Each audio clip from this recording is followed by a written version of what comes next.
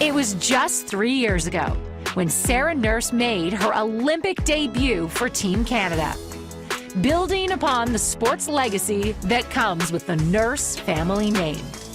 Listen to this.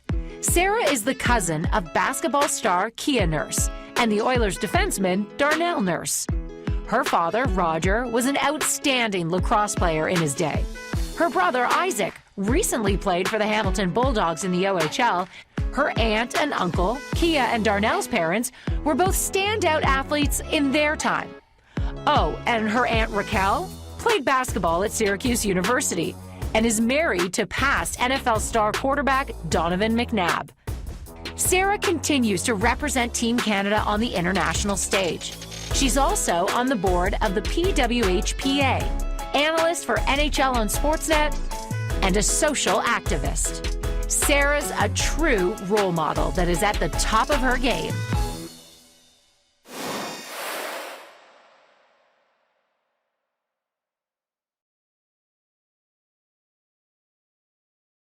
You and I have had conversations. Last year, you were on my Instagram Live when we talked about yoga and meditation. Are there other new facets of yourself that you've discovered over the past 14 months? I think for me, I'm actually somebody that really struggles with staying connected to people. I always have to apologize, like, hey, sometimes it takes 3 to 5 business days to get back to you, but it's not because I don't care. And so this has really pushed me to actually stay super connected to my friends, my family. So it's been a huge blessing in disguise, and it's really made me like pull up to all of my family and friends. And so aside from like the self-care, the skincare, the yoga and the meditation, just doing things throughout my day to center myself and keep myself present, not thinking too much in the past, not looking forward to the future, just staying present. I have to thank your family, being the family that you are. You're all sort of cut from the same athletic cloth, which means that you're all very, very driven also. Was it hard for you collectively to kind of stay put this time?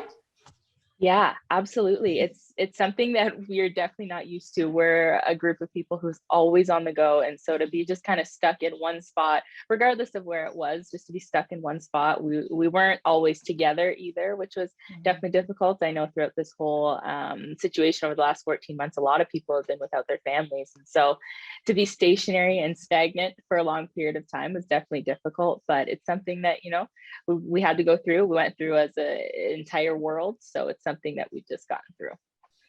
Well, I know I've been following you, and I know as stationary as you may have been, you certainly have still been busy. So I want to touch on some of the things that you've been doing. Last summer, you were appointed to the PWHPA board as a player representative, and Liz Knox actually stepped aside to make sure that you had the space to do so. How has it been taking on that role? It's been amazing. And Noxie's still very much a part of what we have going on for sure as an advisor role. But it's something that I've definitely wanted to pursue just because I feel like I do have experiences, I have opinions, and I really want to see our game grow. And I want to see us as women's hockey players be able to have that professional space and not settle, because I think for a lot of years that's what we've done. And I'm not a settler. I don't know if you can tell, not a settler. And so I'm somebody who I want to keep pushing for more, because I believe that, we have a lot of value and we deserve a lot in this sports professional world. And so being with the PWHPA board, getting to make decisions, be kind of at the front lines of what's going on with our Players Association has been pretty cool to be a part of. And there's a lot that goes on behind the scenes and a lot of people who definitely deserve a lot of credit. Well, where your voice is particularly important is in the areas of anti-racism, inclusion. But Sarah, I know how much is demanded of you in this space because it's a predominantly white sport. So you're one of a few voices who are able to speak on the subject. How can people help you with some of this heavy lifting? Because it seems like there's a lot being put on you. Mm-hmm. Definitely. I think being in the women's hockey space, it's a very predominantly white space, as you mentioned. And so as they look to me, as they look to others like Sarai Tinker or Blake Bolden, Kelsey Colzer, there is definitely a lot of leaning on. And I think something that I appreciate a lot is when people come to me, whether they have questions, comments, concerns, But they've done the homework and they've done the research themselves, and they've taken the time to learn, because I can tell when somebody's just coming at me with a shot in the dark, rather when they've actually been on Google. We all have Google, we all have access to the internet. And so that's definitely very meaningful. And so people going out of their way to find different things online, whether it's through social media. I know at Black Girl Hockey Club, like the Get Uncomfortable campaign that they're doing. And so it's just ultimately, changing up your feeds, changing what you're listening to, changing what you're seeing. And so you can have a new perspective and a new point of view, because there are a lot of social justice issues that are going on, right now today, that definitely need awareness to be brought to, and some justice. You're part of this incredible Adidas campaign called Ready for Change. What's behind that? It's gorgeous, by the way. Yeah, that campaign was so much fun. When I was approached about it, they basically wanted to allow me a space that I could share my story and I could share my experiences with my community, which is the hockey community. And I think that's so important, because as a hockey community, we often have different perspectives than other sports like basketball or football or soccer, whatever it be. We have different experiences. A lot of my friends didn't grow up around a lot of Black or Indigenous people, and so they don't have a lot of understanding. So I just ultimately wanted to share my story, and I'm grateful that I had the platform that Adidas was able to give me. Well, you're an incredible representative for the game and beyond. So one of the other ways that you've been keeping busy is you've been doing analysis on Sportsnet, along at times with your friend and colleague, Natalie Spooner. How has that role been for you? It's honestly been so much fun. And I think it's actually helped me become a better hockey player. It's been pretty cool having that experience while I'm still playing, because it made me take a step back and look at the game from a whole different perspective. I'm able to look at team systems, team play, what coaches say, but then also like hone in on individual players and get to analyze it. So it's been so much fun, obviously getting to bounce ideas off Spooner and then some other amazing people who are on the panel as well. I've been able to chat with Jennifer Botterill, who's been a pretty cool mentor for me also. But that experience has been amazing and something that I definitely hope to continue to do in the future. We've also seen you all over social media. You've really developed a presence. Has that been intentional? Is it fun for you? I mean, we're in the middle of a pandemic, things are pretty quiet, and then you're dolled up and beautiful. So obviously it takes some effort to do these photo shoots. Has it been fun for you? Yeah. Honestly, yeah. I mean, I try to just, take myself not too seriously. I try to take things lightly, but there are also other things I enjoy outside of sports. And I love fashion. I love makeup. And so for me to get up in the morning and do a full face of makeup, it is almost a little form of self-care, because I love to do it. And so I just I wanted to keep women's hockey and myself and keep a presence there, because right now when we're not playing games, we need people to see us. And so we need to be in some sort of conversation. And if I can do that through social media, then, that's a goal achieved. Well, do you think it's also important to just show people that, women's hockey players are not just one way, right? Mm-hmm. I think there are preconceived notions when it comes to that. Absolutely. And that was actually something, my partnership with Barbie a little bit earlier this year, that's something that I really wanted to get across, because ever since I was a child, they wanted to put me in this box. Well, if you're a hockey player, this is what you look like, this is what you do, this is what you should like, this is what you should dislike. Where I was not like that. I was the little girl who went and scored 3 goals during a game, but then left the game wearing a dress. Like I didn't fit into the stereotypical, mold of a hockey player. Well, I bought that Barbie for my nephew for Christmas, because I also thought it was important for a little boy to see what a hockey player looks like.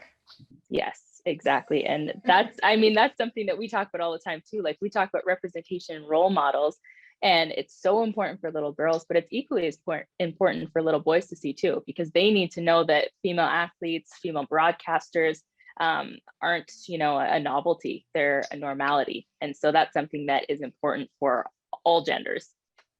Well, let's move to that then, because, when you're coaching, when you're doing your hockey camps with Laura Fortino, you're coaching both girls and boys. So what do you think that the new generation is learning that maybe even your generation didn't?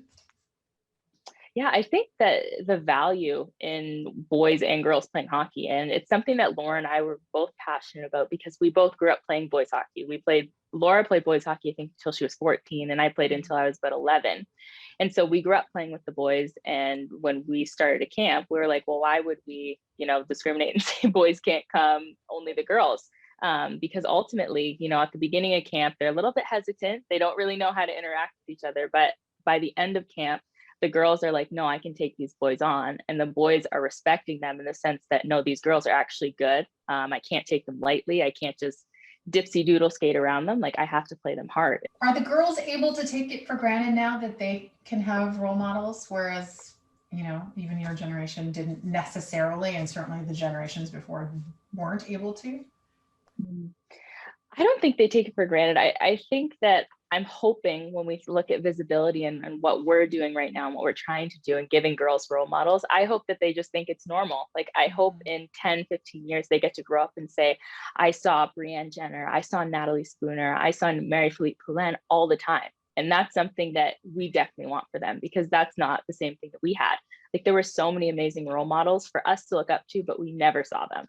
And so I just hope that when they grow up, they understand again that it's normal. And so they get to pass that on and they get to be the role models for the next generation. So this, of course, is the vision behind the PWHPA. The last time we had you on Rogers Hometown Hockey, you were just heading off to the All-Star game, to the 3-on-3 tournament, Yes. which was unbelievable to witness. And then obviously everything came to a bit of a screeching halt, but now the Dream Gap Tour is back on. Unfortunately, St. Louis had to be postponed, but it'll be back. Great partnerships within the National Hockey League. Are you feeling optimistic about the headway that's being made right now? Definitely. I think there's been so much work put on in the last year or so with the PWHPA, and obviously we have to abide by local health and safety guidelines. And so there's a huge holdup in Canada because obviously we are very strict here and we're trying to keep everybody safe. And so when I look at our successful events that were put on in New York and Chicago, and our partnerships with our respective NHL teams, we've had huge commitments and a lot of reach outs from other teams. And it's kind of funny because we can only go to so many places in a limited amount of time. So we've had to say no to a couple of places to go out, but we've had incredible support. And, I love seeing the NHL players wearing our PWHPA sweaters. It definitely means a lot. And we're bringing awareness, ultimately. We're reaching new markets, and that's kind of the goal. Sarah, was there ever a moment in your early life when you were a kid where you thought about not being in hockey anymore? Did you ever want to give up, or were you always like, no, this is for me? I think for me growing up, to be honest, hockey was something that I just did for fun. People always ask if I ever played with my cousin Darnell growing up, and I really didn't, because from a young age, he was really good and he was taking hockey seriously. And so he had moved to play in a different league, but I was just still in Hamilton because I was playing for fun. I didn't have really any aspirations in hockey. And I think my parents were able to shield me a lot from negativity. So I'm definitely grateful for them, because I know that they had to take a lot on themselves, and they were able to protect me from that, which I appreciate so much. And so for me, hockey was about fun. It was a safe space for me. It was an outlet. And I knew that if anything hit the fan, I could always go back on the ice. I could always score goals. I could always be with my teammates, because I never had any issues with my teammates. It was always a second family. And so I think that's the biggest part about hockey culture. I think that's the most important part. And what did watching the gold medal team in 2002 do for your dreams? That was the start of my dream. I guess I didn't really know that women played hockey. I knew that I played hockey, and I knew that a majority of my team were boys. And so I saw the NHL. I knew that boys played hockey, and I knew that boys played hockey on TV, but I didn't know the same was possible for girls. And so when I saw that team in 2002, it was a game changer, because I was like, not only is there one full team of girls, there's two, and they're playing on TV. And I was like, I have to be on that team. I want to do that too. And so that was really the start of my dream. That was the start of my passion. Who did you want to be when you Who did grew I up? want to be? Yeah. Who did you want to be? Did you emulate anybody specifically?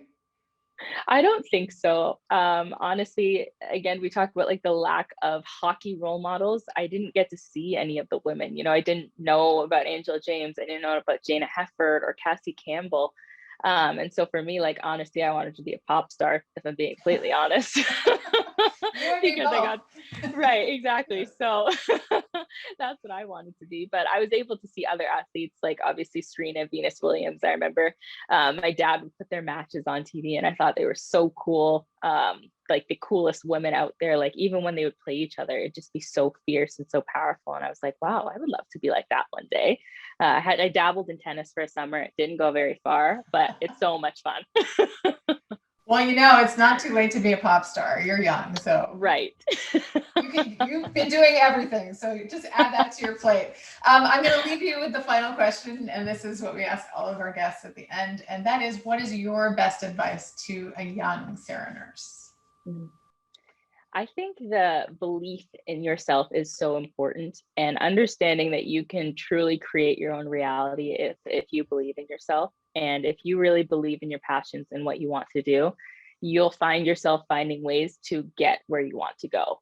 And I know for me, there was a lot of driving forces to move my passion forward. And I found myself doing absolutely everything that I had to do, putting in the work to be that 1% better at whatever it was, whether it was hockey, whether it was school, anything.